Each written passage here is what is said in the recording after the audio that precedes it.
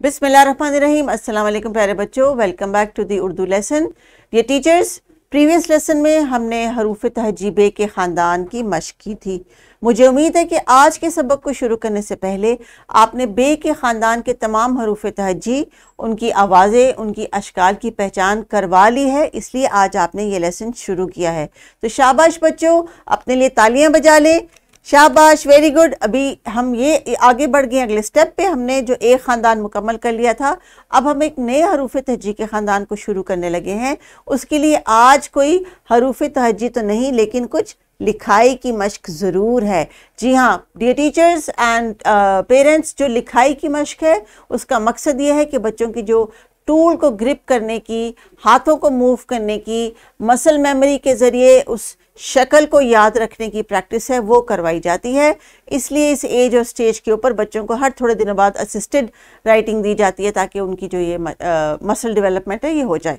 तो आगे बढ़ते हैं और देखते हैं कि आज के लिखाई की मश्क में क्या करेंगे बच्चे। अभी आप क्या करेंगे कि पढ़ेंगे और लिखेंगे। तो अभी आप पढ़ेंगे क्या? आप पढ़ेंगे ये जो टीचर आपसे प्रैक्टिस करवाएगी कि आपने नुक्ते मिला के लिखने की मश्क करनी है। तो अभी आप पकड़ेंगे अपने टूल को या अपनी पेंसिल को, किताब का सफ़ा देख लीजिए। आज के सबक में मेरे लिए तो कोई ख़ास चीज़ नहीं है, लेकिन आपके लिए ख़ास ये है कि अब प्यारे बच्चों, आपने नुक्तों की लिखाई बहुत सफाई से करनी है।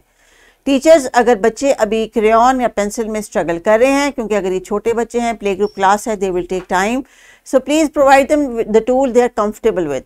अगर इनको अभी भी कुछ बच्चे, अगर आपके कोई न्यू एडमिशन हैं या अभी पेंसिल होल्डिंग की जो कॉन्फिडेंस है वो अभी इतना नहीं डेवलप हुआ, तो उनको आप क्रेयॉन ही इस्तेमाल करने दें, कोई बात नहीं। लेकिन अब ये फिंगर पेंट से आगे स्टेप आ चुके हैं। और अगर कुछ बच्चे ज़रा तेज़ हैं, जल्दी से डेवलप कर लिया उन्होंने इस कॉन्फिडेंस को कि वो पेंसिल को खुद से पकड़ लेते हैं और 3 उंगलियों में सही तरीके से पकड़ के लिखाई शुरू कर सकते हैं, तो फिर उनको आप पेंसिल ही दीजिए। लेकिन ये एक्टिविटी बच्चों ने करनी है कम से कम क्रेयॉन से और ज़्यादा से ज़्यादा पेंसिल से। तो प्यारे बच्चे, प्रॉमिस करें कि आप बहुत अच्छी आज जो है वो डॉट्स की राइटिंग करेंगे, क्योंकि अगले हरूफ तहजी के लिए इस तरह की बुनियादी शक्ल की मश्क आपको होनी चाहिए कि उसको हम गोलाई में कैसे घुमा के लिखते हैं। तो टीचर्स, दीजिए बच्चों को क्रेयॉन्स या पेंसिल्स। अगर प्यारे बच्चों आप कलर पेंसिल्स लेना चाहें तो आप वो भी ले सकते हैं, ये आपकी मर्जी है।